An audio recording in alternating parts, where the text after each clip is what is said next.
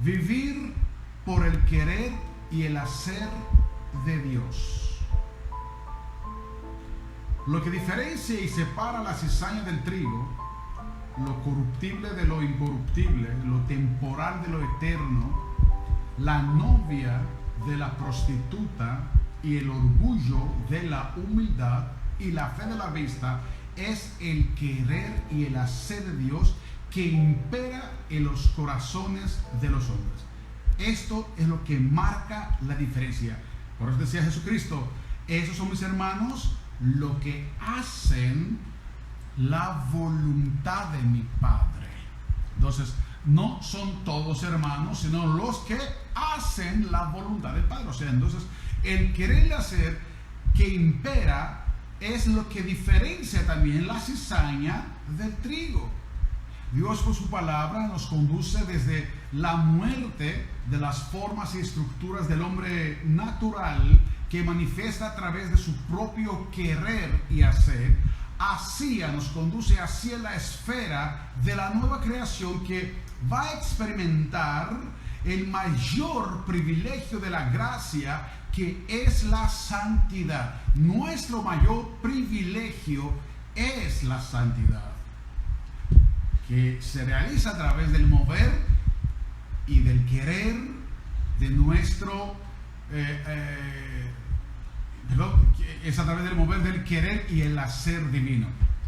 El querer y el hacer de Dios está en los corazones de todos aquellos que desean la voluntad de Dios en sus propias vidas y nada más. O sea, son personas que están movilizadas no por sentimientos, no por criterios propios. Decía Jesucristo: yo hago lo que el Señor, o sea, yo no hago nada por mi propia cuenta. Yo hago, yo hablo, yo me muevo según lo que el Padre que está en mí me mueve y me dice qué voy a hacer. En su voluntad, entonces, lo que haremos nosotros por su querer divino, y que ninguno puede tener la habilidad de romper o impedirle el paso, es en virtud de adquirir el derecho de la santidad. El primer privilegio terrenal es convertirnos en santos, y eso es un gran privilegio, porque la palabra dice que sin santidad realmente nadie verá a Dios. Entonces, el privilegio de la santificación es un privilegio, y es lo primordial. Por eso dice la palabra que a los que llamó, a estos que santificó. Entonces, la santidad no es una opción, es hasta un privilegio para lo que realmente se prepara como novia de Cristo. En su voluntad todo es santidad, mientras nuestra voluntad siempre nos lleva en los ocasos y en la oscuridad. La voluntad de Dios siempre nos conduce en el pleno día de luz. Por eso estoy diciendo que su voluntad todo es santidad, y todo es una oración contestada. Los santos oran y reciben. Así que, siendo el querer dentro de tu ser, también estarán sus pensamientos, sus miradas, sus palabras entonces estarán también sus movimientos. Esto es voluntad divina dominando todo tu ser, formando entonces el mover de su espíritu dentro de tu espíritu. Por eso, el alma que posee como vida el querer de Dios, el reino de Dios está presente y disponible. Dice la palabra, busca primero el reino y todo vendrá por ahí.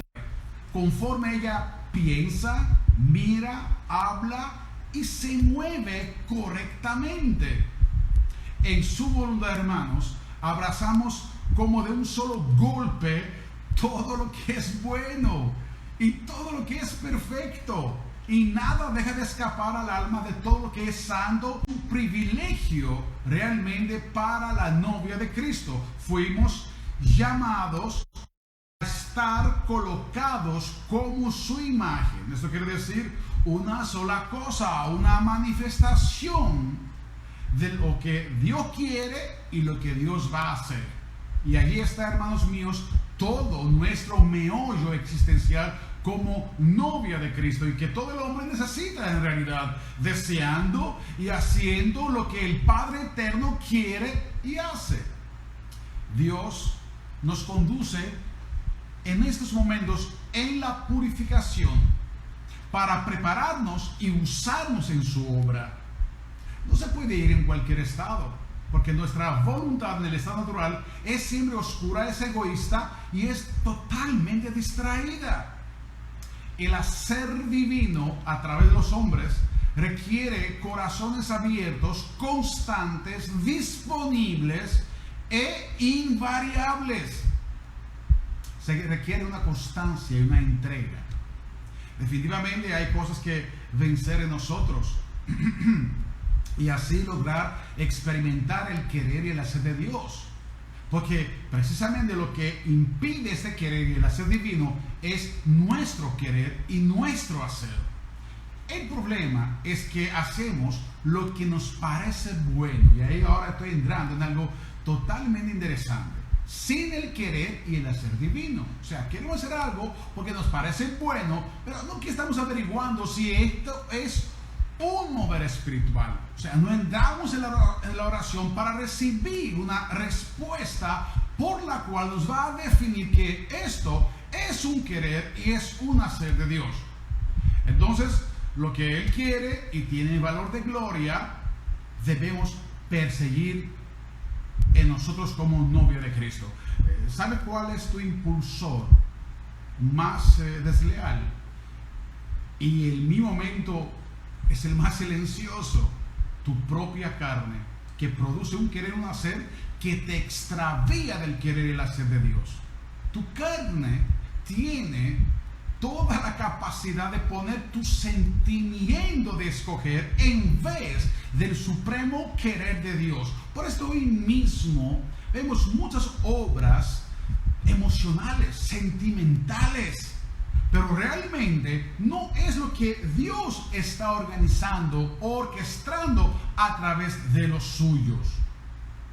Hermanos míos, quiero decirles esta noche que nuestras supremas decisiones, todas estas se encuentran en el querer de Dios.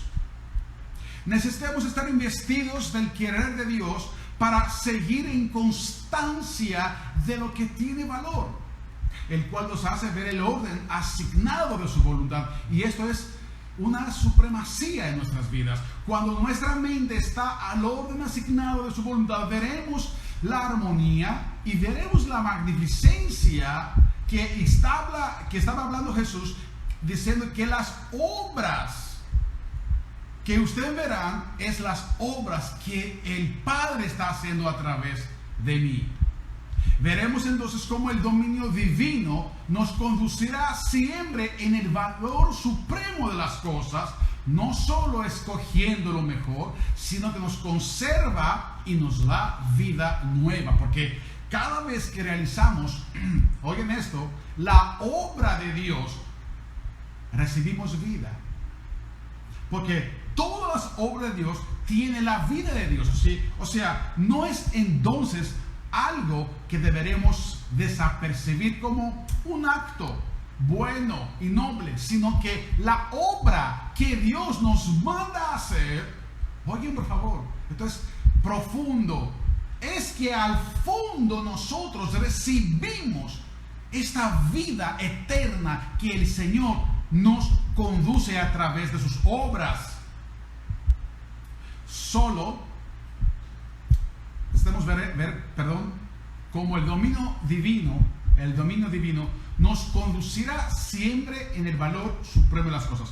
Solo en el querer y el hacer de Dios nos conservamos íntegros y en un movimiento superior.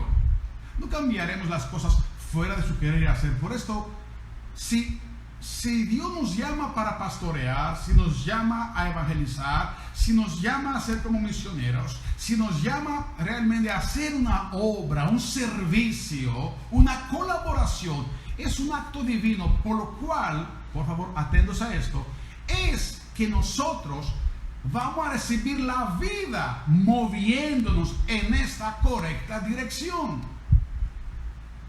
No cambiaremos las cosas fuera de su querer y hacer.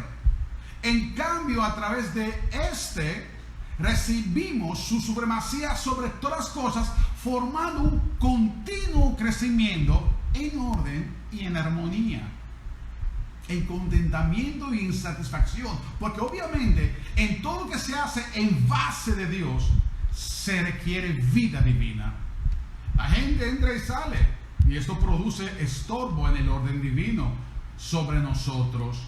Su querer y hacer es el origen y es el principio de toda buena y perfecta obra de la creación, y que no añade tristeza. Donde su querer y hacer existe en nosotros, obtenemos la virtud de conservarnos en su presencia, y allí dentro estamos forjados para preservación y producción. El que está unido conmigo llevará que mucho fruto, nos afirma Jesucristo. Este querer divino que corre por nuestros deseos, entonces posee la fuente de todos los bienes que necesitamos existencialmente, en el orden, la armonía, la paz y el gozo que Él mismo está prometiendo para su iglesia. El hombre, por sustraerse de su querer, pierde su puesto, queda sin casa, vulnerable a los peligros. Todos lo pueden tocar para hacer daño. No toma correctas decisiones, así que se puede decir que el único ser errante en toda la creación es el hombre que vive en su propio querer y hacer. Es una tragedia. Fuimos creados para que nosotros, ser la plataforma, ser la imagen que proyecta, que manifiesta que la perfecta voluntad de Dios. Dios da abundantemente más de lo que pides y lo que tú entiendes a quien vive en el querer y hacer del reino de Dios. Y escrito está. No vamos a conceptualizar nuestros propios sentimientos como tenemos una tendencia para hacerlo con mucha habilidad, como reglamentos prioritarios y deseos nobles. No, esto no es fiel. No son fieles a estas cosas. El sentimiento no es fiel. Se requiere realmente una purificación, una santificación, para que entonces el querer y el hacer de Dios puede ser que proyectado. Se ha demostrado que no va a ser así si nos funcionamos en base de los sentimientos. El asunto es de fe, y por el querer de Dios a corazones dispuestos que hagan lo que Él determinó que es noble y que es bueno. Que no vive de la vida que procede del querer y hacer divino. O sea, está entendiendo que estoy diciendo que ya el querer y el hacer de Dios contiene en sí vida. Entonces, quien no vive en esta vida ha roto como de un solo golpe los vínculos del orden de su supremacía sobre nosotros. Si todos supieran qué significa romper con el querer y el hacer de Dios, y en qué abismo se precipitan, todos templarían de espanto y harían competencia para regresar en su puesto que por gracia hemos recibido, hemos sido llamados a responder. Quiero leer solamente algo extraordinario, un ejemplo, algo extraordinario que está en 2 Corintios 8:4. Dice la iglesia de los macedonios, pidiendo con muchos ruegos que les concediese el privilegio de participar en este servicio para los santos. O sea, ¿estamos entendiendo qué está diciendo?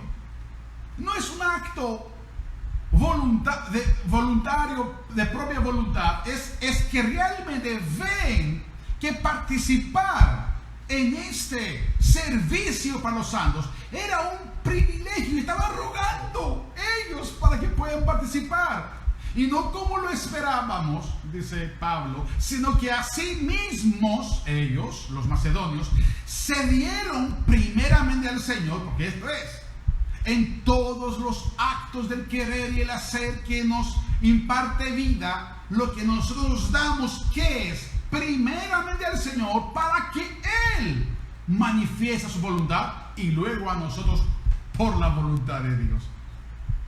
2 Corintios 8:4 es algo impresionante. Es el tiempo, hermanos míos, de comprender bien lo que significa vivir en el querer y hacer divino. Para quien vive en este privilegio, unido está en el acto y en el movimiento del Dios. Tal es quien viviendo está en su voluntad. Sin embargo, quien se distrae para hacer la suya, se aparta de su puesto, se separa de su fuerza divina y pierde la rapidez de girar en torno de la voluntad de Dios. Solamente tener conciencia que muchas de nuestras calamidades son del desvío de esta voluntad divina. Créanme que es así. Todo el ocaso, toda la oscuridad es por nuestra voluntad, porque la voluntad de Dios, escrito está, es buena y es luz.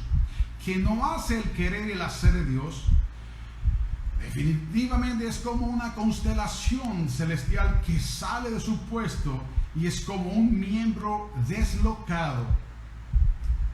Esta noche estoy llamando a la iglesia que tengan puestos los ojos en el querer y hacer de Dios, porque ese es todo el bien del hombre. En el reino de su querer no hay pesares, amarguras, sino que todo es gozo y paz. Dice la palabra que el reino de Dios consiste en gozo y paz. Esto es lo que su palabra nos afirma. No podemos desviarnos de esto. No es comida y bebida, es gozo y paz. No hay cosas forzadas ni por necesidad, sino de espontaneidad desde un corazón alegre que fue así por causa de la purificación y así adquirir el querer y el hacer de Dios. Solo el corazón limpio es capaz de ver correctamente cuál es la voluntad de Dios. Hay que comprenderlo esto. Los miembros deslocados del cuerpo dan dolor al cuerpo y se convierten en disfunción, se convierten en disfuncionales, perdón. Estos son los que no han sido en el orden del querer y hacer de Dios, que quedan reafirmados cada uno en su puesto. Esta es la exhortación de esta noche, que cada uno queda reafirmado en su puesto, a lo que Dios lo ha llamado como una novia, que no queremos que nos quedemos firmes en el puesto bajo su cabeza para volver miembros obrantes. Si todos supieran qué significa hacer o no hacer su voluntad, todos se pondrían de acuerdo con ella para recibir la transmisión de la misma vida divina. Hermanos, en su voluntad no hay días ni noches. Lo voy a repetir. En su voluntad no hay días ni noches, ni albas ni ocasos, sino que Dios en su día y siempre en la plenitud de su luz. Esto es lo que es Dios. Quien vive en ella puede decir: para mí no hay noches, sino siempre es día, por esto su voluntad es mi día.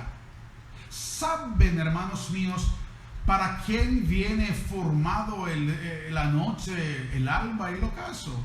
Para que nace la voluntad de Dios y la suya intercambiando. Un día sí, un día no. Si haces el querer divino, se forma el día. Si haces la suya, se forma la noche. Quien vive del todo en su querer, forma la plenitud del día. Del querer divino me refiero. Quien se distrae del querer divino, dispone a sustraerse y se sujeta a la forma del ocaso. Y para que no se mueva en forma continua en el querer divino, entre la noche. Hermanos, las circunstancias y sentimientos cambiables evidencian este altibajo y este entro, salgo, día, noche, alba y ocaso. Mateo 24:44 nos habla de la preparación esencial y de un llamado que toca a todos. Dice, por tanto también vosotros estad preparados, ¿quién es pues el siervo fiel y prudente? Hay una preparación esencial desde una razón suprema. Hay una característica espiritual que determina lo esencial. ¿Cuál es la característica interna de la genuina novia? Muchos van a decir, esos son los hijos de Dios, los que son movidos por el Espíritu, pero todos podríamos decirlo porque podemos confundirnos hasta nuestros sentires emocionales. Pero hay algo, una característica por la cual define y evidencia y garantiza que realmente el don está dentro y que es una novia. Filipenses 3:20 dice, donde también ansiosamente esperamos a un Salvador. Atención, no es simplemente esperar, sino esperar ansiosamente. O sea, la espera en forma ansiosa determina el deseo del espíritu de la unidad de la novia con el esposo. Por esto, al final el Apocalipsis termina, el espíritu y la iglesia dicen, ven. Veamos si esta palabra fue una expresión del momento o es algo que los apóstoles insisten en las escrituras. Leemos 1 Corintios 1:7 que dice, de manera que estamos esperando ansiosamente la revelación de nuestro Señor Jesucristo. Veo que realmente se percibe esta palabra, esta espera ansiosa.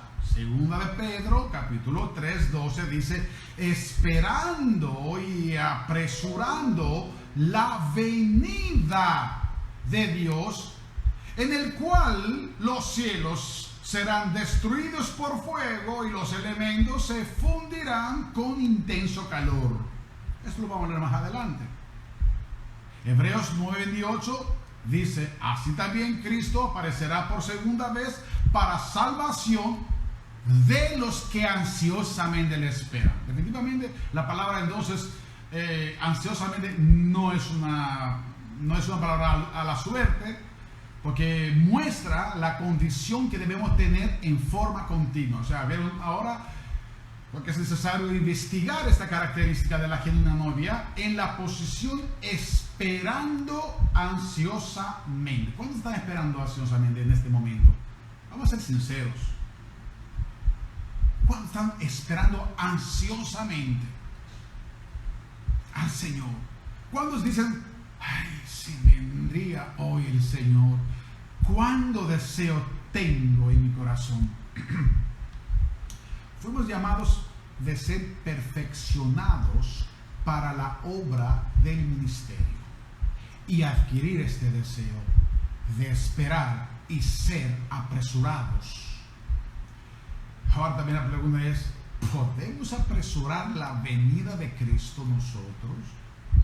Entonces, ¿cómo Pedro está diciendo apresurados? Como un vil ser podría apresurar la venida de Cristo cuando la hora y el momento solamente la conoce el Padre? Y la tiene ya. Mateo 24:14 dice: predicando este evangelio del reino en todo el mundo, a todas las naciones, y entonces vendrá el fin. ¿Qué le parece esto? O sea, entonces la evangelización del reino a todo el mundo está relacionado con ser apresurados para que venga el fin. Apresurando y esperando, hermanos, es una posición de corazón y moverse en su obra. Apresurado y esperando es un comportamiento de vida de siervos únicamente fieles, que cuando el Padre de la casa vendrá, verá a sus siervos en su obra. Es lo que estamos leyendo en Mateo 24:46. Bienaventurado aquel siervo el cual, cuando su Señor venga, le halle haciendo así. Esto ocurre cuando los siervos fieles están enfocados en lo primordial, al enfoque del querer y el hacer de Dios, y liberados de los afanes de este mundo y del enfoque a lo terrenal, porque a la novia no le corresponde eso. Por esto dice la palabra que esto es asunto del Padre. Ni el afán ni la preocupación es el asunto de la novia. No podemos tener nuestra mente: ¿qué vamos a comer? ¿Qué vamos a beber? ¿Qué vamos a vestir? Mira esto, mira aquello. Porque el tiempo pasará atados en esto y no tendremos el enfoque. Vamos a perder el enfoque. Apresurando significa trabajando por la segunda venida de Jesucristo y considerando todos aquellos que han sido llamados para servir y como apoyo de esta obra. Apresurando es apoyar misioneros que llevan la palabra de Dios a grupos que no alcanzados. Nos toca esta obra. Es parte del servicio fiel. No solo hemos de esperar la venida del día de Dios, sino que apresurarla. Si la iglesia de Cristo hubiese hecho su obra como el Señor le ordenaba, muchos ahora mismo habrían sido ya amonestados, a la manera que ustedes también, por su buena voluntad, han sido amonestados y han cambiado las cosas en su vida. Esta es la diferencia. Hay una iglesia que está entretenida. Hay una iglesia que realmente no está puesta su corazón en la segunda venida, porque así han sido enseñados.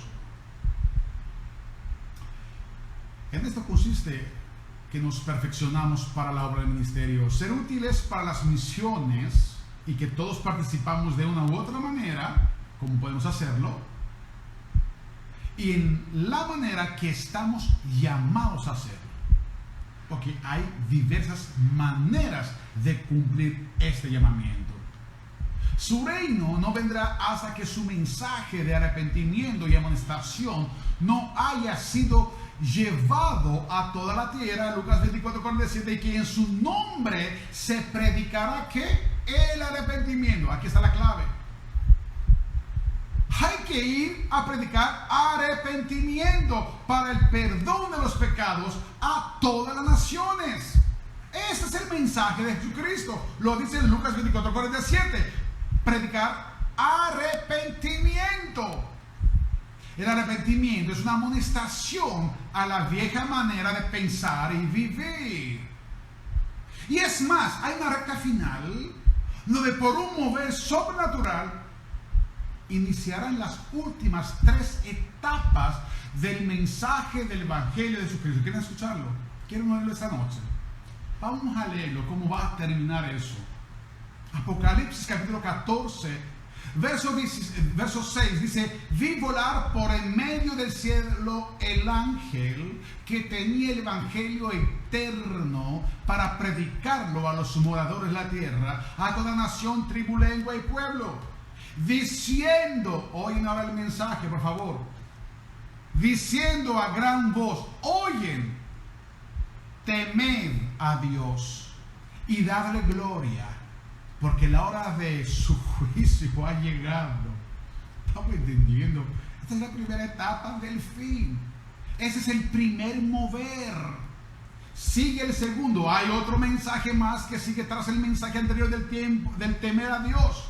Apocalipsis 14:8. Otro ángel le siguió diciendo: ha caído Babilonia, porque ha hecho beber a todas las naciones del vino de su fornicación, que es la advertencia de estar mantenido al sistema Babilonia. Hay que sacar el pueblo.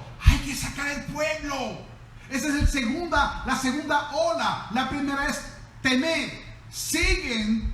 Hay que sacar los hermanos que están entretenidos todavía en la Babilonia religiosa, porque hay una Babilonia religiosa del falso profeta. Y en el tercer mensaje, que está en Apocalipsis 14:9, y el tercer ángel lo siguió diciendo a gran voz: si alguno adora a la bestia y a su imagen, y recibe la marca en su frente o en su mano, él también beberá del vino de la ira de Dios.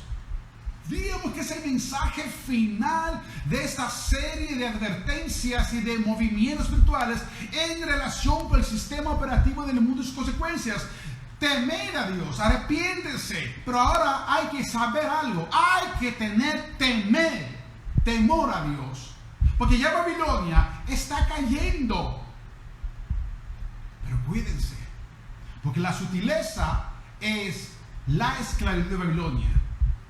A su manera, como quiera, y al tiempo final. Pero usted me dirá: Gregorio, se habló de ángeles. Miremos quiénes son esos mensajeros que están llenos del Espíritu de Cristo y que apresuran su venida, y que ellos también realmente han recibido y han predicado el Evangelio por el Espíritu Santo enviado del cielo. Vamos a leer 1 de Pedro, capítulo 1, verso 10 hasta 12. Dice: el Espíritu de Cristo que estaba en ellos, de los que os han predicado el Evangelio por el Espíritu Santo enviado del cielo. Los ángeles son mensajeros que están llamados a los dispuestos, a los disponibles, a los que tienen el querer y el hacer de Dios, y se van a mover en esas tres direcciones: hacia temer a Jehová, hacia cayó Babilonia. No se te ocurre a poner el sello de la bestia para que tú puedas salvar tu vida terrenal. Son hombres y mujeres llenos del querer y el hacer de Dios en sus corazones. Son los colaboradores del reino, como decía Pablo. Esa es la novia de Cristo y su obra ha sido encomendada en ella. ¿Quién tiene el Espíritu de Cristo sino la novia? Es ella que realmente está esperando, ansiosamente apresurando que todo eso se acaba. Es la novia. Solamente es la novia la que realmente apresura este acontecimiento. Ella está desesperada por el novio. ¿O no es así? No es la era de construir templos con ladrillos. Despierten. Esa es distracción.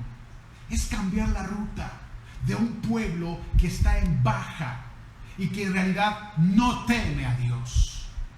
Es el tiempo de preparar misioneros con el espíritu del evangelio del arrepentimiento y ser enviados en la obra. Es privilegio de todo cristiano apresurar la venida de nuestro Señor Jesucristo y tener ese querer y hacer de Dios por la santificación. Esa es la prioridad de los santos. La última mies, mis hermanos, maduraría rápidamente, y esto es consecuencia del apresurar para ser recogido el precioso grano por parte de Cristo. Esta es la prioridad de los santos que se están preparando para la obra del ministerio. Dios reúne, y ahí estoy terminando, el remanente escatológico. Este remanente escatológico tiene bien puesto los ojos en el cielo y que predica sobre el temer a Jehová. Dios siempre desea llamar a los perdidos al arrepentimiento. Temed a Dios es el mensaje de las advertencias, marcando el cambio de seguir en nuestras malas obras y pensamientos y volver a Cristo. Ese es el carácter augusto de su llamado temer a Dios. Esto merece respeto por su solemnidad. Ya no hay simples creyentes. Ya no hay simples creyentes, sino mensajeros de su palabra y los que colaboran en eso. Como una familia que dice, espérate, aquí tenemos algo nos toca en esta vida. No es solamente estar en un puesto sentado. El temor de Dios no nos dejará estar ociosos ni estériles en el conocimiento de nuestro Señor Jesucristo. Pero el que no tiene esto es ciego y tiene la vista muy corta. Hebreos capítulo 12 verso 28 dice, sirvamos a Dios agradándole con temor y reverencia. Vamos a tener oración. Vamos a orar delante de nuestro Señor Jesucristo, y que este mensaje previo que se escuchó esta noche puede echar raíces, y que las preocupaciones de la vida o los deseos de enriquecer en este mundo no quita esas raíces, sino que entremos en el mover final de la iglesia. Ya